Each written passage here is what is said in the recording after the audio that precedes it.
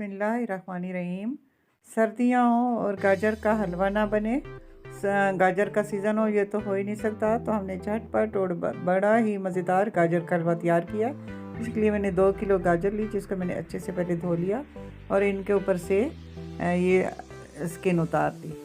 उतार लेने के बाद तो इनको मैंने कश कर लिया। सारी गाजरों को कश करने से ये होता है कि हमारा हलवा जल्दी और झटपट से तैयार हो जाता है। तो अब मैंने सारी गाजरें कश कर ली। एक गिलास मैंने पानी डालकर इसको मैंने आग पे रख दिया। अब जब इसका पानी खुश्क हो गया तो 1 लीटर मैंने इसमें दूध डाला, साथ मैंने इसमें मलाई भी शामिल कर लिया। अब इस वक्त इसको बड़े ही मज़े से हल्की आंच पे मैंने रख देना और ये पकता रहेगा आराम से। काफ़ी टाइम लग जाता है लेकिन ये रखना अपने हल्की आंच पे। अब मैंने इसको कवर कर दिया और ये हल्की हल्की आंच पे पकता रहेगा। बीच में से मैं इसको चेक करती रहूँगी। तो दूध में अच्छा खासा बॉयल आ रहा है और ये आराम से पक रहा है और गाजर हमारी नरम हो रही है। तो इस वक्त ये काफ़ी सारा इसका दूध खुश्क हो गया है और मैं इसमें चम्मच हिलाती रहूँगी। इसके देगची के किनारों पे ये जो जम चुका है, ये हलवे की तय, गाजर की तय, तो उसको मैं खुरटती रहूँगी और इसमें शामिल करती रहूँगी। तो ये इससे ये होता है कि जो किनारों से हम हटा कर इसमें शामिल करते हैं तो इसका मज़ा और टेस्ट दुबाला हो जाता है। तो ये आपने ज़रूर करना है। बिल्कुल इसी तरह खीर में भी, चावल की खीर में भी करते हैं तो खीर हमारी बड़ी ही आला तैयार होती है। तो इस वक्त इसका दूध पूरा खुश्क हो चुका है। काफ़ी टाइम लगा है इसको खुश्क होने में। तो मैं तो आपको बीच में से काट कर दिखा रही हूँ, स्किप करके। तो इस वक्त ये काफ़ी सारा खुश्क हो गया और इस वक्त मैं इसमें चीनी शामिल कर रही हूँ। आधा कप से कम मैंने इसमें चीनी डाली है।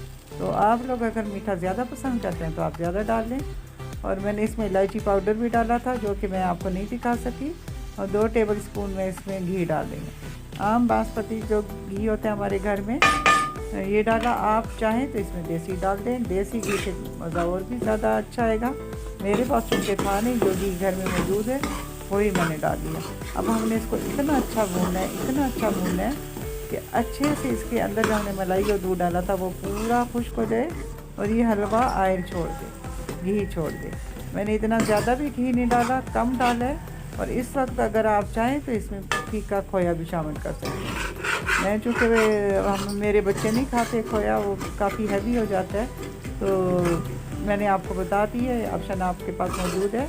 आप फीका खोया लेकर इस वक्त इसमें आधा पाव डाल सकते हैं, या कम या ज़्यादा, ये आपके अपने टेस्ट के हिसाब से। तो मैंने इसमें कोई खोया वगैरह नहीं डालना और बस इसको मैंने अच्छे से भूनना है। और ये काफ़ी अच्छा भून चुका है और इस वक्त मैं इसको डिश आउट कर रही हूँ।